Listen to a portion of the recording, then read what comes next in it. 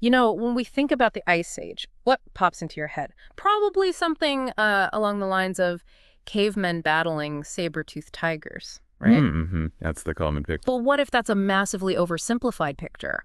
What if, the ways early human societies organized themselves were surprisingly sophisticated? That's exactly what we're digging into today. We're taking a deep dive into the complexity of Ice Age hunter-gatherer societies. We're drawing from the Professor Dave Explains article on this. Right. And our mission here is, well, to move beyond those old stereotypes. The caveman image. Exactly. And explore the fascinatingly nuanced reality of our distant ancestors. We're looking at what modern anthropology, the study of humanity, and archaeology reveal. Okay. Archaeology being the study of past peoples through what they left behind the material remains. Precisely. Right, because for ages, there have been these two kind of basic ideas floating around about Ice Age societies. Yeah. Either they were these completely egalitarian groups, everyone equal, no real leaders, maybe not much conflict even. The peaceful model. Yeah. Or, on the flip side, this image of constant fighting, maybe some sort of primitive strongman calling all the shots. Right, the sort of brutish view. And what's so interesting is that both of those long-standing ideas, the egalitarian hypothesis, suggesting widespread equality, Mm-hmm. and the violent chiefdom hypothesis, picturing dominant leaders in frequent conflict, are now understood to be, well, far too simplistic. Too black and white. Definitely. Our understanding of what complexity even means when we talk about ancient societies has really grown. Early researchers, they were often working with limited information. Sure. And understandably might have projected some of their own assumptions onto the distant past. Okay, so let's really unpack this idea of complexity, because when we hear that word, we might instantly think, modern technology, huge corporations, that kind of thing. Yeah, that's a common association. But the article makes a crucial point.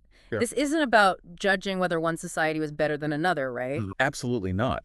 In an anthropological sense, complexity refers more to the depth of a society's organization. Okay. Its social structures, its technology, how interconnected things are. Right. Think about it with a practical example the article uses.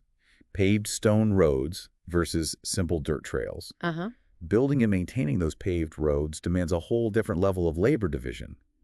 You need people mining stone, others transporting it. A lot of coordination. Exactly. And long-term planning, coordination. That's complexity in action.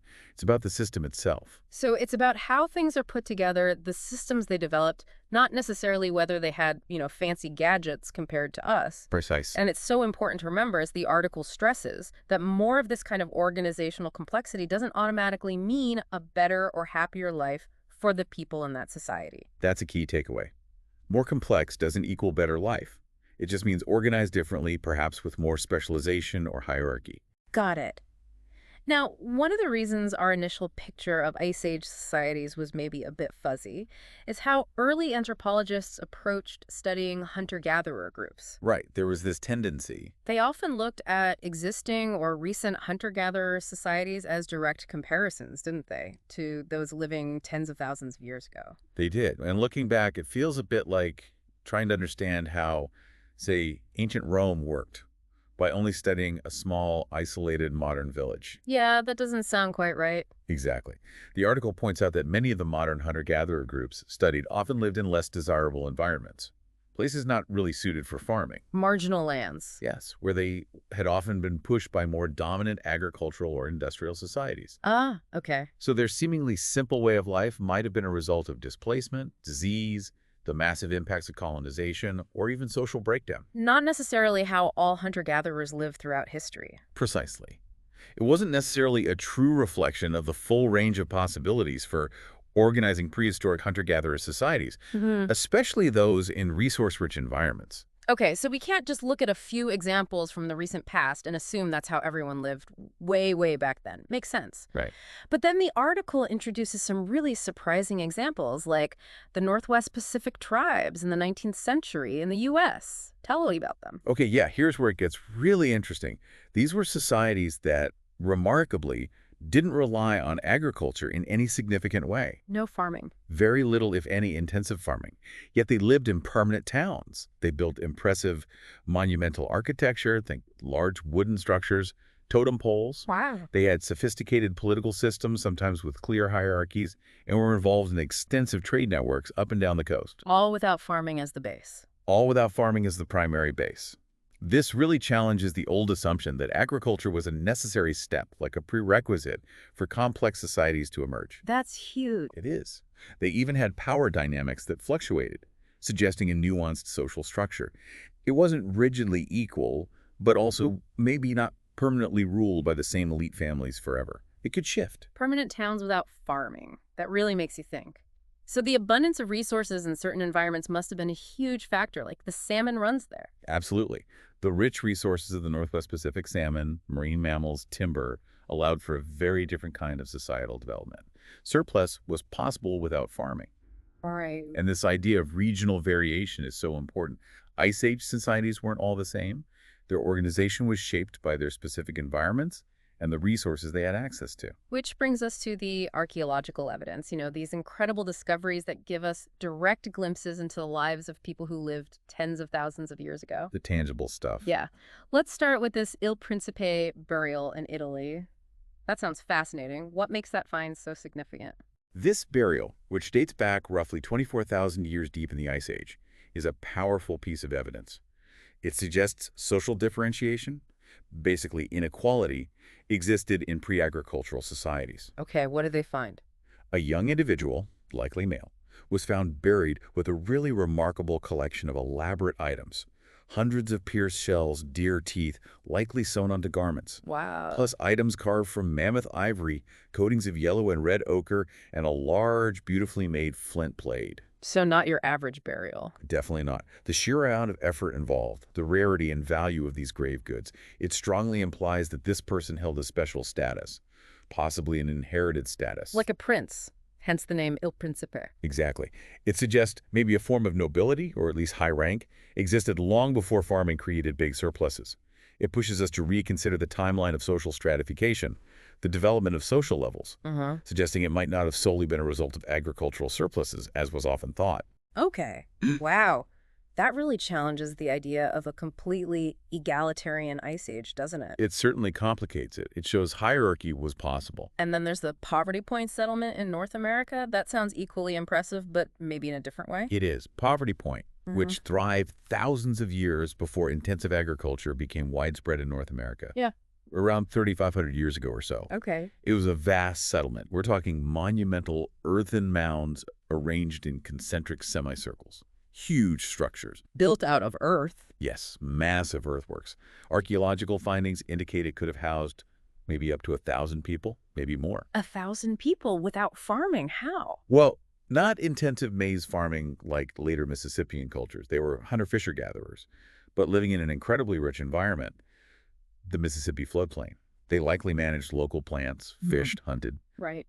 But the sheer scale of the construction, the community planning needed to build these massive earthworks, that takes organization. Oh, absolutely. And the evidence of extensive trade networks stone found there came from hundreds, even thousands of miles away. It all points to a really sophisticated level of social organization and coordination. So no intensive farming, yet they could support a large population and undertake these huge construction projects. It really, really makes you rethink what was possible for these early human communities. Exactly. You see, what we're learning from both ethnographic examples like the Northwest Pacific tribes and archaeological discoveries like Il Principe and Poverty Point is that Ice Age societies were incredibly diverse. They weren't monolithic. Not all the same. Not at all. They had regional variations in their political and social structures, driven by environment and resources. We see evidence of different systems. Right. Connections through trade and shared technologies were clearly important. And you see the presence of both more egalitarian and more hierarchical elements, depending on the specific context. So it's this rich and varied picture of human experience, not just one simple uniform story we used to tell. That's the key. And it highlights that even without agriculture, these societies could achieve really significant things. Monumental architecture, complex social rules, long-distance trade. Precisely. Monumental achievements, complex social lives. And to give you a broader sense of the Ice Age world, it's important to remember a few other things the article touches on. Okay, like what? Well, for one, Homo sapiens weren't the only human-like species around for much of this period. Right, the Neanderthals. Neanderthals in Europe and Asia, Denisovans in Asia, our ancestors shared the planet with other hominins, which raises fascinating questions about interactions, maybe even cultural exchange. Yeah, definitely. And of course, the landscape itself was dramatically different. It was home to incredible megafauna, woolly mammoths, woolly rhinos, saber-toothed cats, giant ground sloths, animals that shaped the environment and human life. Animals we only see in museums now. Exactly. Plus, a truly pivotal event happened during this era, the domestication of wolves. The beginning of dogs. The very beginning of our long relationship with dogs. This started back in the Ice Age, likely a process over thousands of years, and it fundamentally reshaped human societies and our relationship with the animal world. It paints such a vivid, dynamic picture, not just ice and survival. Not at all. And the article then hints at what comes next.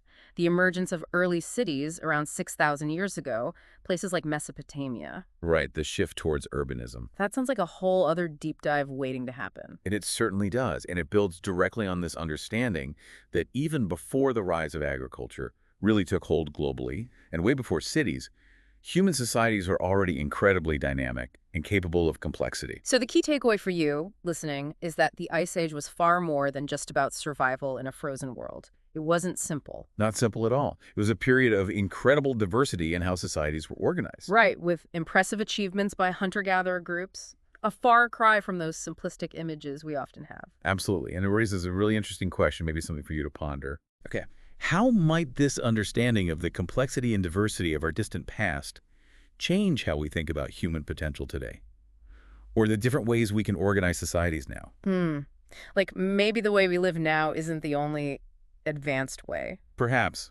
Perhaps the ingenuity and resourcefulness of these early societies, their different forms of complexity, hold lessons or perspectives that are more relevant than we often realize. That's a great thought to end on. Definitely encourages you to explore the fascinating fields of prehistoric archaeology and anthropology further. There's always more to uncover about our deep past.